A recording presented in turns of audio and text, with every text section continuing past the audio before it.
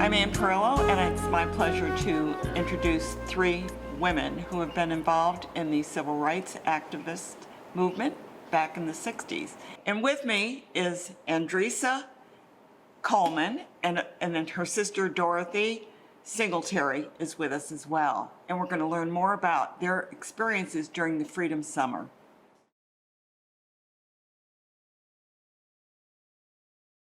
Julie has written a book called Love Letter from Pig. Now, how did Pig come in there? Well, I was the youngest of four. My brother Lucian, was the oldest. There were 8 years between us, and Pig was my nickname. But only he called me that as I got older. He continued to call me that, and before he left for Freedom Summer, he wrote a letter to the family to explain why he was going, because my parents were very nervous, and in the letter referred to me as Pig, and always wrote me letters, Dear Pig. This book is about Luke. Yes. Lucian. And his involvement in the civil rights movement in 1964. Yes. He was an activist. Were you an activist at that time? Well, I was 17. I did write some versions of freedom songs and peace songs that I sang. I was still in high school, and I sang the songs in coffee houses and other occasions, but I wasn't directly involved in the civil rights movement at that time. I really idealized my brother. How did his family, how did your parents feel about him going? They completely freaked out. Completely. I mean, they just lost it. So he had written this letter in early June to say that he was volunteering, and my father insisted that he come home first. He was at medical school at Stanford University, and he was just planning to go directly to Mississippi from there, but my father convinced him that he had to come home, and they tried, both my parents, very hard to convince him not to go, and they enlisted me. They tried to make sure that I was trying to persuade him not to go. And there was some subterfuge there, because although I told them I was doing my best to convince him, I was just enamored of my brother, and there was nothing I could say anyway that was going to change his mind. Tell us something about Luke, and what was his motivation? Well, Luke was a very nurturing, incredibly nurturing person. He had taken all of us siblings under his wing, and I'll read you some of the letter that he wrote to home. Please. So at the top, it said, I'm in a restaurant without paper and feel like writing, so I shall use napkins and hope that you can read what I write. So he had a pencil and he was writing on napkins, and this was a common occurrence. Luke was always writing, always taking notes, writing, and he was often writing on, paper towels, napkins, whatever he could find. Dear family, I'm through with finals and did well on all of them, including genetics.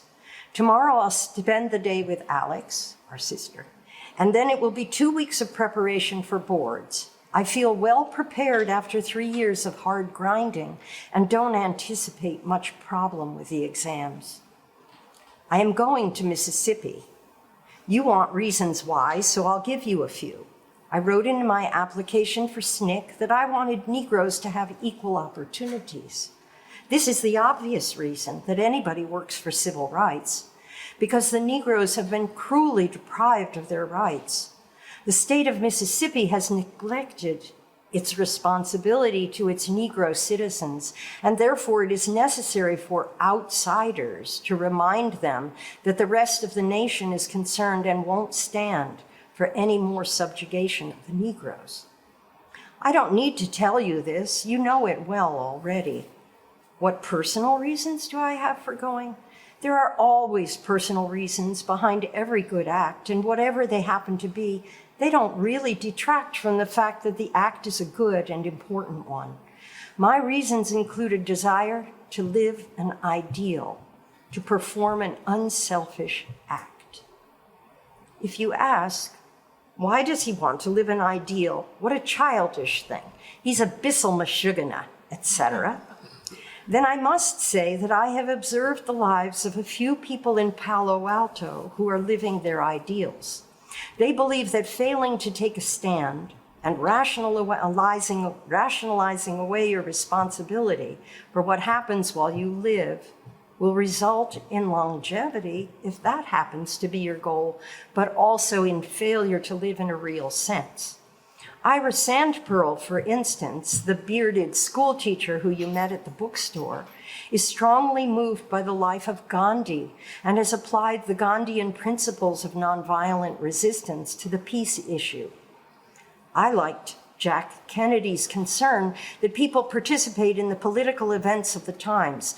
I don't think you should say, look what he got for it, and conclude that it is better to shut your mouth and stay safe. I intend to live a principled life and to work for the things I believe. This helps to give purpose to my life. Medicine, too, will give plenty of purpose to my life, but I don't want to sit back while Negroes are being denied their rights.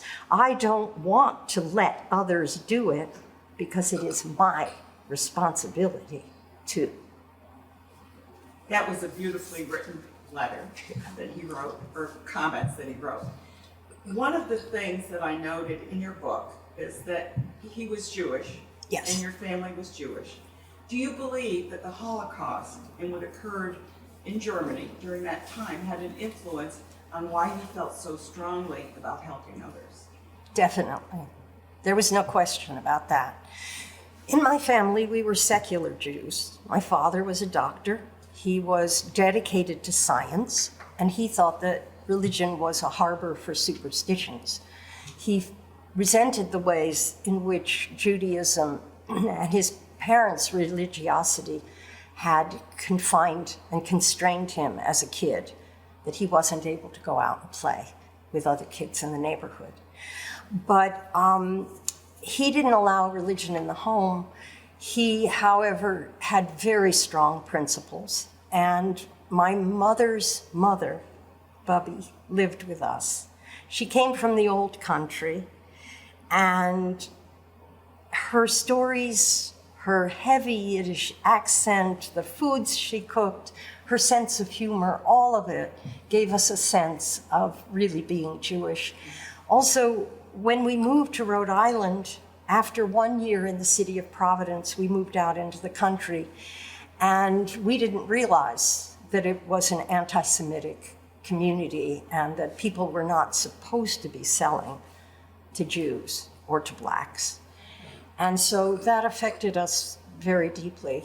But I think the Holocaust... During that time, there was a lot of anti-Semitism. You couldn't stay at a hotel or this, or there were country clubs, right? There was a beach club near where we lived. We lived on the Narragansett Bay that would not accept us as members and made it very clear, even to friends of mine who had to tell me that I wasn't supposed to go down to the beach club more than 3 times a summer. So in a sense, I'm seeing a sharing of thoughts of what was happening to the blacks during that time, and also had what your family may have experienced or learned about. Whether they experienced it totally, there was that same kind of Yes, exclusion. yes and no. In terms of inclusivity, yes. But in terms of prejudice, what we experienced was nothing. Nothing like what Andresa and Dorothy experienced. But the Holocaust also was very much a shadow over our upbringing. And there was a strong sense that as Jews, having witnessed, from afar, the Holocaust, that it would be very, very important to stand up against bigotry and hatred wherever and however they appeared. And so I think that that was very much a motivation for Luke. Absolutely. It is evident in your book. As I read your book, I felt that strong feeling that there was that feeling of Luke that he had to do something.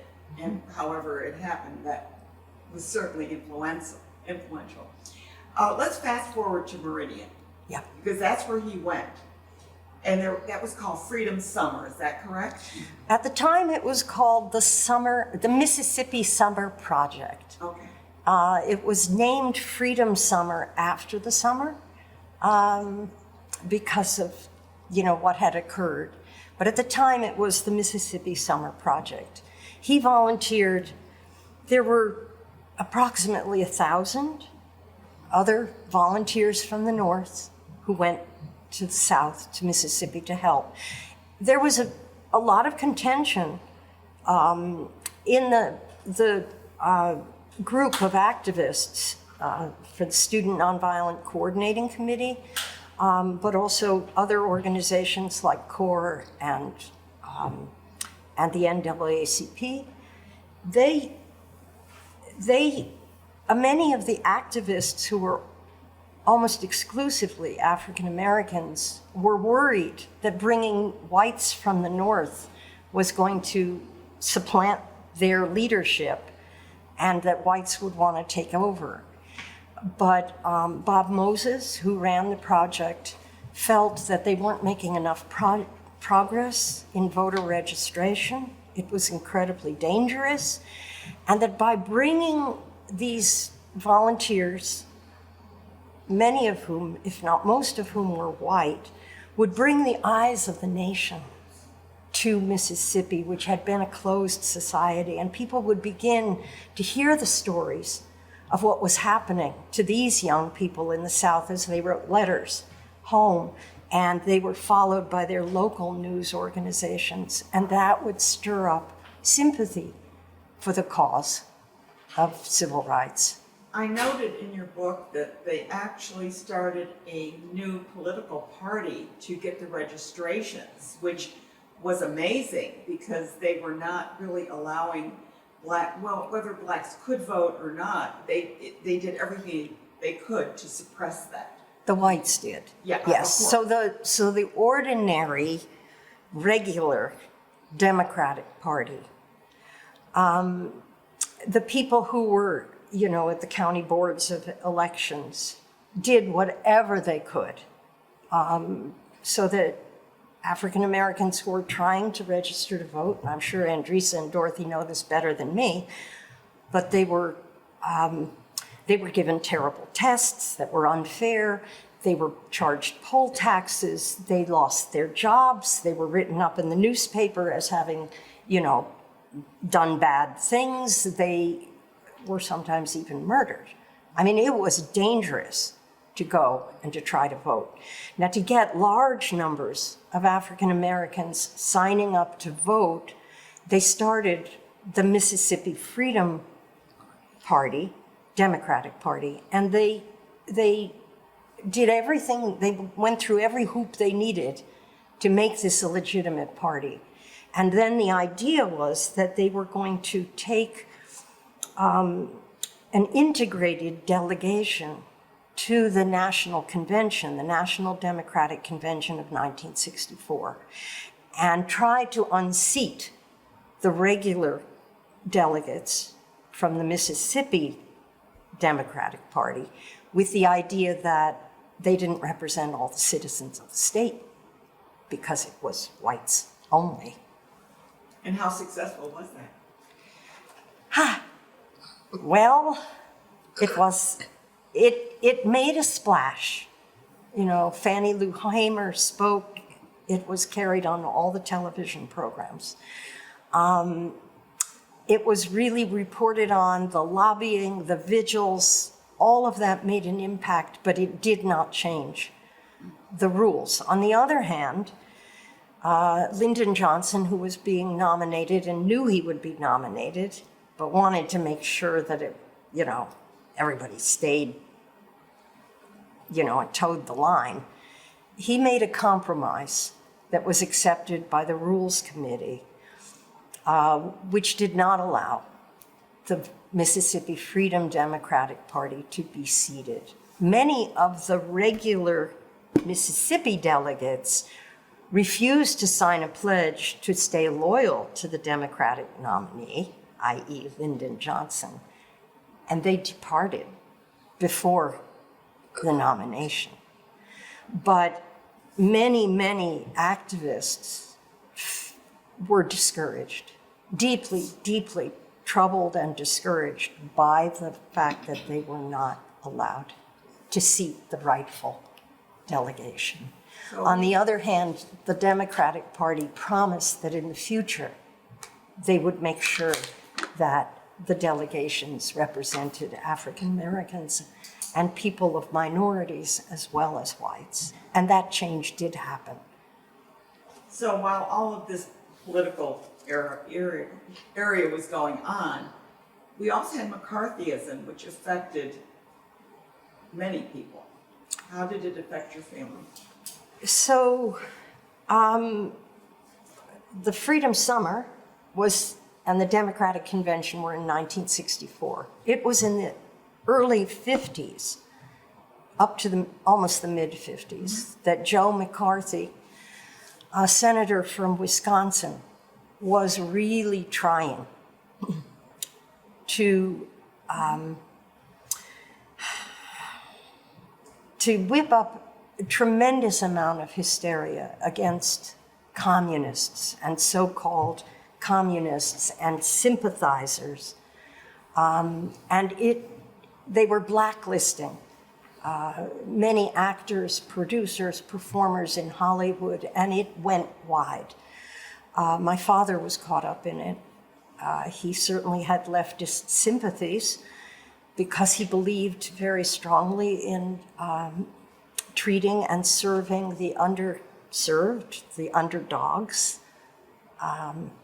and people without means, people who weren't represented. And he was working at the time as a medical director at the Kabat Kaiser Institute, rehab hospitals in California.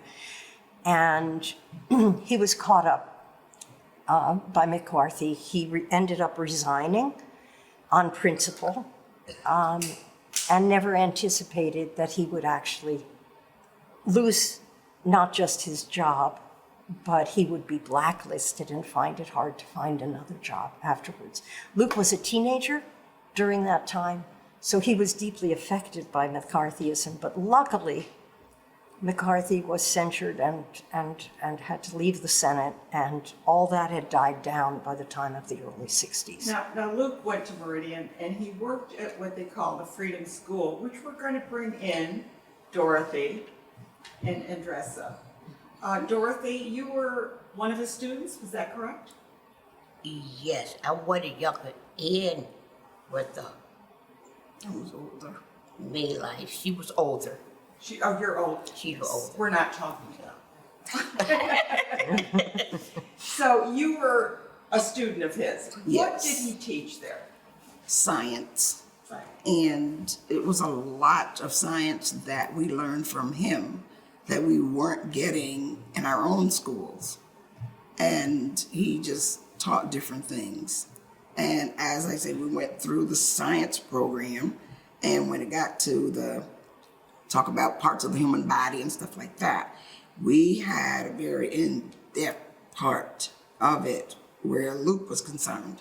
He actually brought in a heart from, I don't know, a cow, I believe. And we learned all the parts of it, how it worked, how it functioned. Because at that time, we only knew that you've got blood in here and your heart pumps the blood. And when he started explaining it, how it went, that's where we got the in-depth problem of it, you know? Everything, including how it pumps, how many valves we had and all that. And it was really good. He was soft-spoken, laid back, but he knew a lot of stuff. Well, he was a science major. Right. You mentioned that you hadn't learned that in other schools. Were you going to a public school and then Yes. came into the Freedom School? Yeah, the Freedom School, we only went in the summer. Okay. For the public school. Only the summer? Yes, in the summer. And the public schools were regular school hours of months, whatever like that. And they taught what they could and what they knew. And a lot of times, the books that we would get would be used books from the white school. And some of them were in good condition, some were not. And I had a history book. It was like every other chapter had pages missing or had scribbling writing in it. And it just wasn't good. And when we got to the Freedom School, I'm assuming they had used books, but they were in good condition. And you could actually open up to any chapter, any subject to read it, and it was all there. And we were hoping that with the Freedom Summer, when school opened up again in September, we were hoping that somewhere in that Freedom Summer would change that, and we would get new books or good books. It didn't work that way. How long did the Freedom School, did you ever attend Freedom School? I attended, yes. So it continued for a number of years, Dorothy, is that correct? 63 and 64, I believe. Yeah, About 4 years? yeah. Now, me and my sister Pat, we were just into talking with Luke and reading with him because we, down in Mississippi, we were allowed to communicate with the white kids down there. We had to stay with the blacks. But then here come this young man, young looking a white man, nice looking man, really compassionate, and we just fell for him. To us teenagers, he was just a little cute boy, but he was a man. But he presented himself that way, really compassionate, and he just paid attention to us, listened to us, and read to us. He actually sit on the floor with us, and that's why we thought that he was our age. I was 12, 13, and I, at that time, didn't realize that, we didn't realize he was a white boy. We knew he was a white boy, but he was just a compassionate young man, and we just loved him. And when we first met him, he presented himself as a really compassionate, caring. You could tell he cared about you no matter your color. He just cared about the person. And that's what I liked about him. Was this the first time that either of you had really connected with a white person? Yes. Technically, yes. I mean, on a On a level, social the same level. level, so to speak. Yes. Level. Because we were, in our schools, it was just a totally black school. We were not allowed to intermingle with them. And in fact, our school would get out at 3:30. Now they had the white school, Meridian High, would get out at 3:30. Some of us had to get the bus home. And we would go to the bus stop, and the white kids would be on the bus stop. We'd be here and they'd be there. And a fight or an altercation or something broke out at the bus stop. Well, then there were 3 black kids that got locked up, and the white kids started it because they came over and started picking at us on the bus stop. And I said, I'm going to go home because my mom's going to get me if I get in trouble. So we stood there, and they continued to pick on us, and some of the kids actually fought back. And when that happened, they decided they was going to change it because these students had to go home on the bus. So they changed that around. The white kids got out of school at 3:15, and they kept us in till 3:30. So that's how they changed that around to stop the meeting at the bus stop. And we always had to ride the back of the bus. Yeah, we had. Oh, that was the Rosa Parks? Yes. Yes, yes. even when We we had to got put the on money the up city and bus, get off and go we to the had back and get put our on. money in and get off again at the back of the bus. So that's how we had to ride the bus. Even the school buses, we had to make sure we go through the back door of the school bus. And if We it was couldn't not go through the enough front. room, we just had to get off and wait for the next bus. But if you had already put your dime in to ride the bus and you get off and go to the back, if there was no room there, you couldn't get on and couldn't get your dime back either. So you either walked home or bummed a dime off for somebody to ride the bus home. How safe did you feel growing up? Did you feel safe during the day, or was it because you were with your own people, so to speak? Well, during those times, we were taught from a young age to stay where you belonged, like in the black neighborhood. You couldn't go to other neighborhoods. You couldn't even walk through them. So my mother had us to go together. We never went anywhere alone. She would always tell 2 or 3 of us to go to the corner store and come back.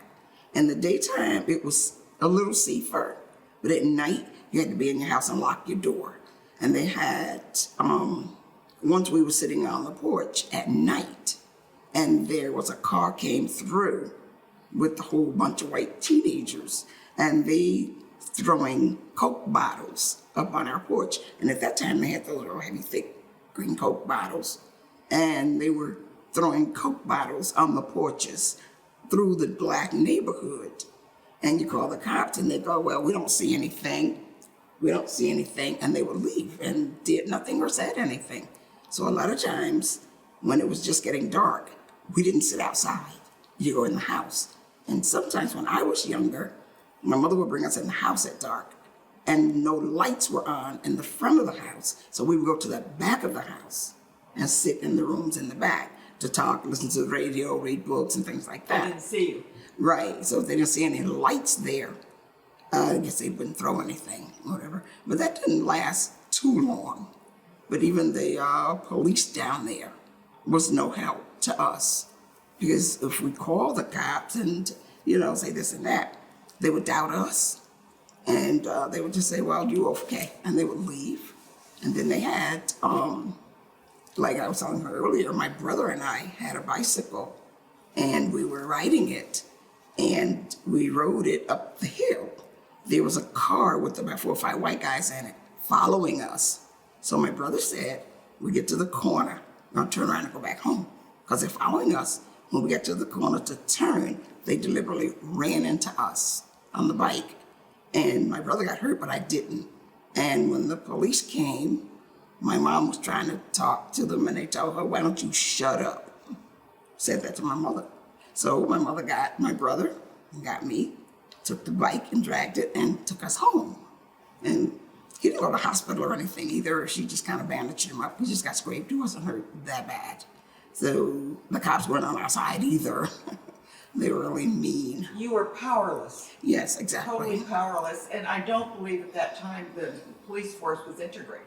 No. I remember when we got our first black policeman. I say, what year was that? I don't remember exactly what year it was, because when I graduated from junior college, I think that was in 69. That's when they got the first black policeman. And he was, shame to say it, but he was not on our side either. He did what they told him to do. And then later on, they got another one at 2. And they had him, a guy named Mr. Sudbury. And they were told that they could do this, this, and this, but you couldn't do that. You could not arrest any white people. You could go, if you see a white person committing a crime or something, you had to call the station and tell them. And that was the rumor that was going around. So Mr. Sudbury didn't like it. And he said, he was there to enforce the law and not to do what they had planned. So eventually he left the police force. I don't know how long he stayed there, but eventually he left. He was there while I was Because he told my brother got into trouble downtown one day, and they called the police, and Sudbury came, and he got my brother. He didn't take him to jail, he took him home. So he told him, I'm going to take you to your mother. You don't need to be in that jail down there. I think he was like 15, 16 years old.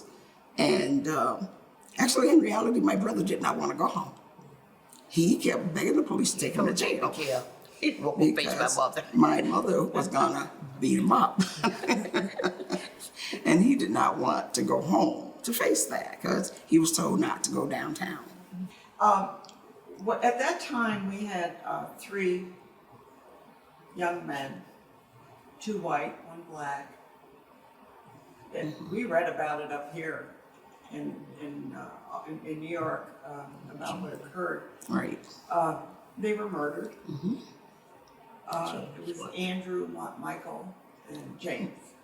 James was the black boy. Right. One was Andrew Goldman, I believe, and the other one was Michael Swan. Sherman, I think was the other one. How did that affect the community when they heard they were missing? Because what I read was that they said, oh no, it's a hoax, and they went to Cuba. How did the black community address that? Well, they knew right away that something was up because those 3 guys was going to Neshoba County to register people to vote and to educate them on how to vote. And when they didn't turn up and didn't show up or something, everybody knew something was up because you just don't disappear like that. So I think it was a couple of weeks or so before they found them. And they were saying, like they did this, they did that, but they actually found a car in a swamp. It had been burned out, and the 3 guys was missing, so they found the guys. And nobody took the blame for that. But it was the FBI that found them. Yes, the FBI came down. And at that point, the FBI, I didn't have a good feeling about the FBI myself, because I was older, the younger kids now. They were not really interested in us or anybody for that matter. I think they were just down there because they were made to come down to look through that, to see it. But I think would rather have been out fishing somewhere. That's just my opinion of it. Did you know James at all? Yes. Did anyone know? Okay, tell us about James. James was Or good. either Dorothy or either. He Well, was I knew Brother younger. Ben better and knew James. Yeah, James was good. He was kind of a quiet, laid-back guy, and he knew a lot. He would teach us things, and we'd go down to the Freedom School. He would tell us, you do this, you do that, you don't go here, you don't go there, and if you go somewhere, don't go by yourself. And when they do sit-ins, he's the first one to start telling us about the sit-ins. He said, when you do a sit-in, and you're sitting there, when they come, don't fight, don't resist. If they lock you up, they aren't going to keep you long or will get you out or whatever. So he was very instrumental in keeping our heads level when we were doing the sit-ins and marching and all that. So we were going to, he was going to go to register people to vote, and I wanted to go with him. And they said, well, maybe you could ride. I was going to go. But it was getting late in the evening. It was like things happening that wasn't going smooth. So they said, well, we got a later start going out. And I didn't go because it was getting late in the evening and we had a time to be home. My mom said, you'll be home at this time. And we had to be there at that time. We had to just run. You get there at that time. So I didn't get to go with them. And when we found out that they were missing, the first thing came to our minds, the Ku Klux Klan got them. That was our first thing that I heard when we heard they were missing. And this young lady that was with me, we were kids at the time, it was Lila Waterhouse, I believe. She said she was gonna go home. I said, okay, you going home, I'm going too. Because I was by myself, she was by herself. So the 2 of us together went home. And my mom was saying, yeah, those guys are missing. And Lila said, well, I think they're dead. I said, they are? I said, yeah, because they had things that they had to do. They had to come back and report to the Freedom School, to the office down on 5th Street, and they didn't show up. It was not like them. If they had to come back to report something or to bring something, they did it. And when they didn't show up, we knew right away that something was amiss. And it was reported that the sheriff or the police officer was the one that contacted the Ku Klux Klan. And That's the rumor they had going. And then they had the trial or something, so-called trial of Sheriff Rainey. What was his name? And he would come from Neshoba County into the courthouse in Meridian. And to me, it was just a put on, because he would be riding in the car and he'd probably like waving and smiling, you know, and like it was a picnic going on in the courthouse. And they never charged them until like later on. They charged them. But I mean, by the time you charge somebody with doing that, they're too old right now to go in jail. Why would you put them in 900 years old? Why you put them in jail now? It's over. Yeah. right. Well, that was then, and let's hope that it doesn't repeat itself. Luke, unfortunately, passed away early. I was so surprised in the book that he died 2 years later of an incurable condition. How did that affect the movement from your end of it? Well, it affected the family greatly. And in the course of working on the book, I had a lot of chances to connect with former Freedom School students, with fellow volunteers, and get their stories, and their voices are also in the book. But many, because it happened very quickly, many did not get the chance to say goodbye to him. So when I reached out, you know, there was this outpouring of love from everybody who knew him and sharing of grief. And one of the children at the time, Lenray Gandhi, was 9 years old during Freedom Summer. And I contacted him and we talked. And I realized he didn't know even now that my brother had died. And at one point in one of our conversations, I said to him, Lenray, I'm so sorry that you didn't know. And he said, oh no, it was better, because it would have broken my young heart. I'm so sorry to hear. When I read the book, it really affected me that I saw that he passed away too early. I know that you sing freedom songs. Wouldn't this be a nice time to sing? Yes. Yes. And we're all going to sing. Ain't gonna let nobody, Lordy, turn me around, turn me around, turn me around. Ain't gonna let nobody, Lordy, turn me around. I'm gonna keep on a walking, Lord, keep on a talking, Lord, marching up to freedom land. Ain't gonna let no policeman turn me around, turn me around. Turn me round, ain't gonna let no policeman turn me round. I'm gonna keep on a walking, Lord, keep on a talking, Lord, marching up to freedom land. And then, eyes on the prize.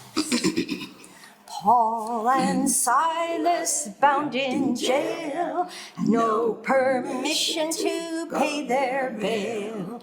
Keep your eyes on the prize. Hold on, hold on, hold on, hold on.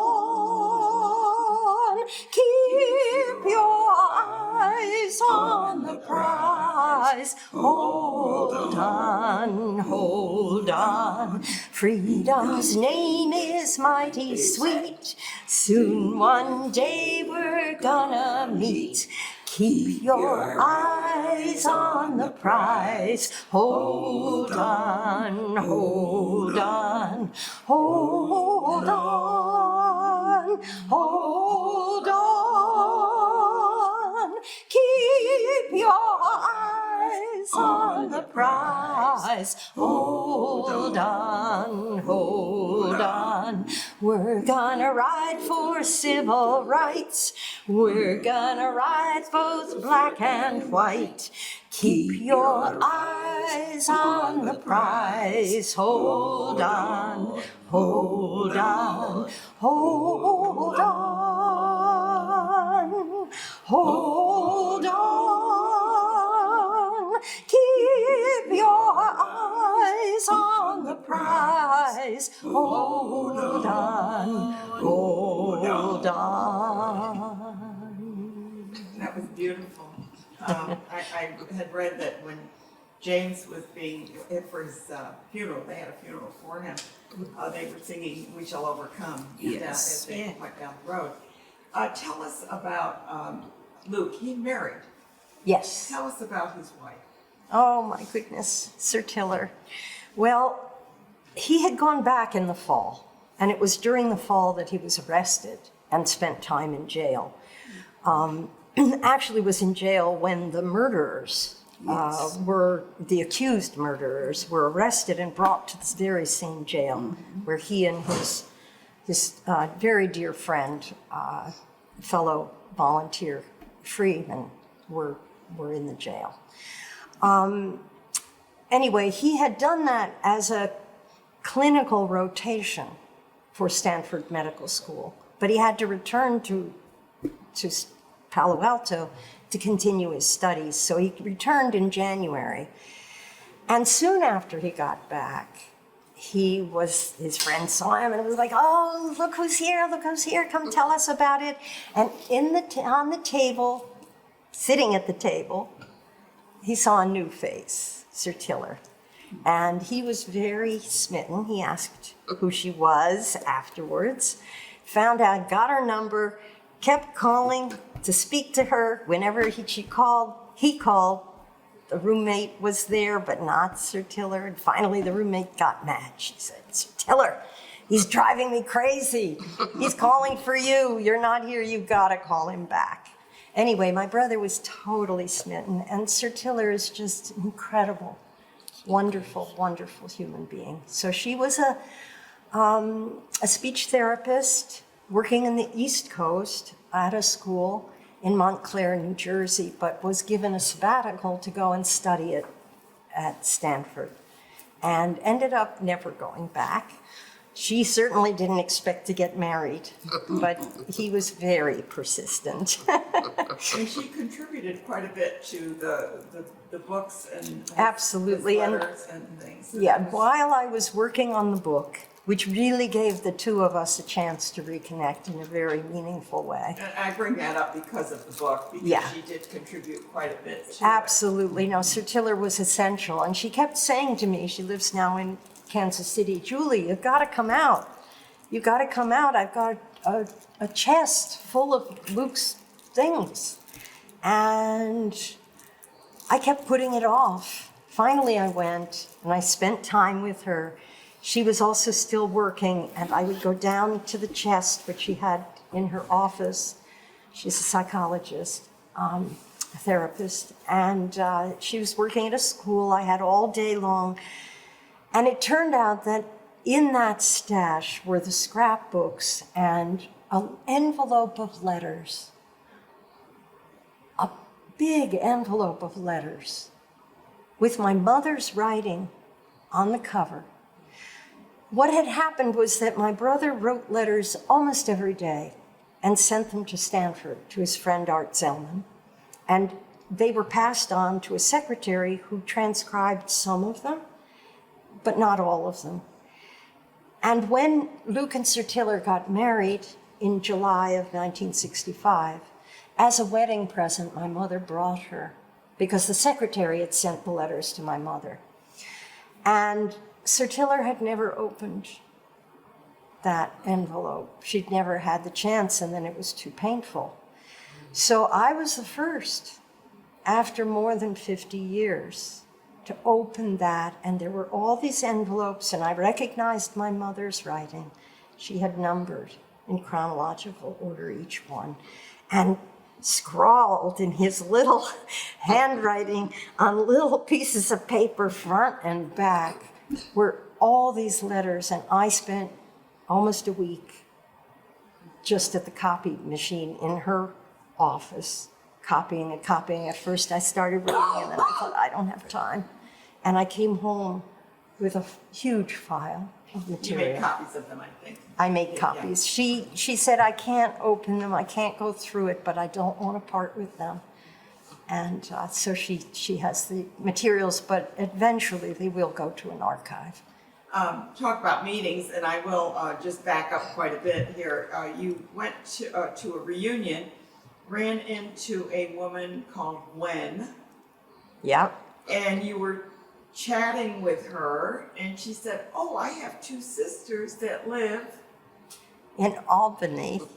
And so during the reunion, which was an amazing pilgrimage for me in my brother's footsteps, we had lunch one day at a soul food restaurant. Right. And I got to meet the Thompson sisters, the storied Thompson sisters, from a very large family, 9 children, 7 sisters, who were very, very important. And among them were Dorothy and Andresa, who live in Albany, of all things. And during the reunion, I was walking across Tougaloo campus, and by chance, a man started chatting with me, Paul Murray, who is behind this video series on civil rights, and we exchanged thoughts, and then it turns out he works at Siena College, and so And that's right near Albany. right near Albany, and I live right near Albany, so it's been really amazing, and It was the friendship. serendipitous that all the stars aligned. We kid Yeah. about that, but the stars came into alignment and you all met. I've been so pleased to meet all of you and to talk to you. Thank you so much for your comments. Yeah, thank you. Thank you. So, why do you think it's important to be telling Luke's story now, 60 years after the Freedom Summer? I'd like to hear from Dorothy and Andresa. But I think it's important because just of the way that we met Luke and the way he received us, not as little black girls, but as little girls and teenagers, and I would start telling the story to my grandchildren, which were amazed at Grandma could ride the front of the bus. Grandma had to go in the back of the bus. My grandson at 16, he cannot fathom that Grandma had to ride the back of the bus. So I think it's important that we tell the story, tell Luke's story, how his parents were so afraid of him coming to Mississippi. If I right, say with my mother was so afraid of us going out these white people that she didn't know. So if she would only try to protect us. So I think it's very important that Luke's story is told, you know. And like I said, I started telling the story to my grandchildren, started telling them the story. And my granddaughter actually laughed when I told her, "Oh, we met the white boy and he was so cute." She's like, "Grandma, there's a lot of white people around." I'm like, "I know you got white friends. You go to school with them. We did not." That, but I had to get her to understand that. So it was kind of comical to her that we were so amazed with this white boy that was friends with us. And he called a white boy because that's how he presented himself, the young man. And I think we should tell his story from generation to generation. Okay. I think the story should be told so everybody will know exactly where he was coming from. and to say that by him being a young white man was the very first young white man, white person, period, to come up on my mother's porch and be invited into her house. Because the younger sisters were saying, you know, oh, Luke is nice, he did this, he did that. I don't think he's gonna do any trouble to anybody. So my mother looked at him, he came up on the porch, and we was gonna get ready to go to Woolworth to do a sit-in. And my mother told him point blank, if anything happened to my children, I'm coming after you. So he laughed, she laughed, and she invited him in the house. To me, it was like a milestone. You want to invite somebody white into your house? So she said, he appears to be okay. So they talked for a minute. Then this other guy came, Freeman Cocroft came. I guess he was a little bit behind him. So Freeman came, he came on the porch. He told me, yeah, Luke's in there. So we had a little plastic tubing swimming pool in the yard for the little kids. And they were having fun in the water. And Freeman went in the bathroom and put some trunks on and got into the little pool. Legs hanging over this side, head hanging over that side. So it was just too big to be in it. But he had fun. And my mom said, well, they're okay. They're okay. Freedom School's good. You go, you behave yourself. Act like somebody. Okay. So I tell my children things like that. And as much as my younger sisters talked about Luke, and as much as they talked about the Freedom Summer, I think once they get a hold of this book and they read it, they will see where we're coming from. You know what I mean? They will see what we were talking about and have a better grip on the Freedom Summer.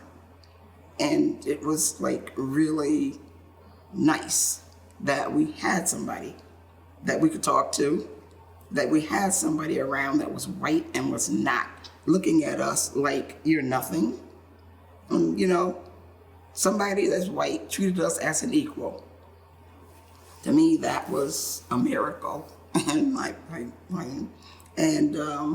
we would, every summer, since we moved to Albany, every summer, we would gather our children together and we would take them to Mississippi and we would show them the places we lived, the schools we went to, the playgrounds that we played on, the park that we went to. And we also took a whole bunch of our children over to this place called Highland Park. We were not allowed in that park. But when we grew up and our kids grew and came, it was okay for us to go there now. So the first summer we took them down there, they all went swimming in the park, in Highland Park. I couldn't believe it because I've never swum in Highland Park, but our kids got a chance to do that. And my daughter, my oldest daughter, said, why couldn't you all swim in that water? I said, it was for white folks. And she said, why are you doing it now? It's because things have changed. They have moved away and let us in. But anytime we would go to the park to swim or play or have a good time in the park, when no white folks around, they would leave or they wouldn't come. So they stopped coming. So now the park is like all of us, just in the park. So when we tell them what we went through, the things that we've seen, the things that we've done, if they read the book, they will get a better understanding, a better perspective of what's going on and what went on. So I think that's why the book should be read. And one more Also- thing, I'm sorry. Yeah. We, at our church, before we closed out for the pandemic, we would have a Black History program. And our children would pick somebody to talk about.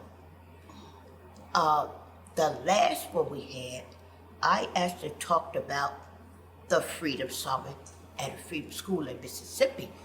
I, along with my sister Pat, she helped me write up something, and it was incredible. I did a good job. I'm proud of me. Because I called her, and she helped me get in perspective because I'm not good at writing things down pretty good. But along with Pat, she helped me, and I did a Black History on me and Mississippi.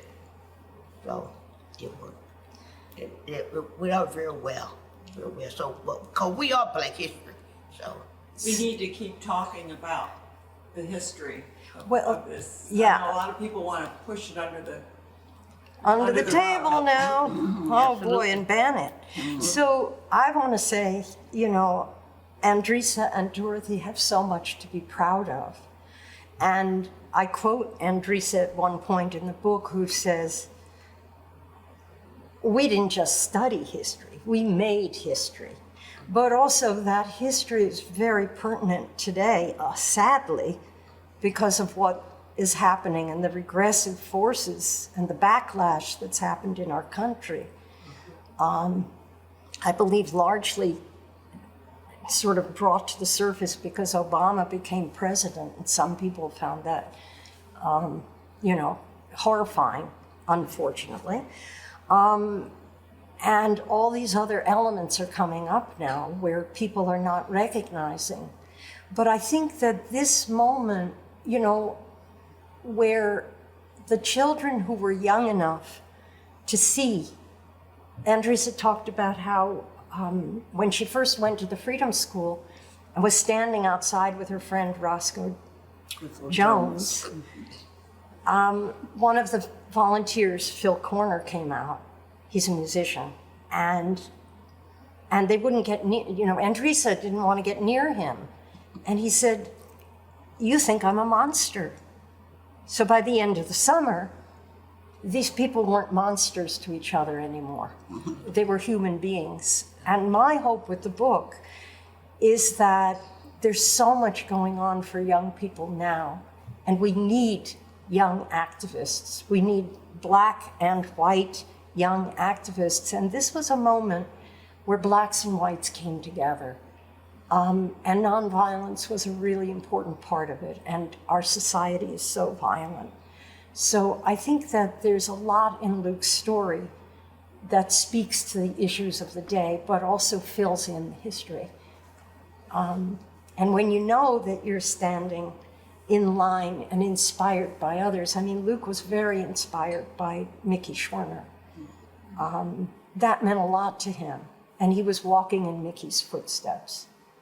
And I hope that others will learn to love my brother the way I have and walk in his footsteps. This should be required reading as far as I'm concerned. And very soul touching. Yes. Thank you. And it's available through the University Press of Mississippi. The epigraph to the book is a line from Luke's diary, and if I can find it, I am fighting a nonviolent battle because I believe that hate begets hate, and perhaps that love begets love. Luke Kabat, unpublished diary.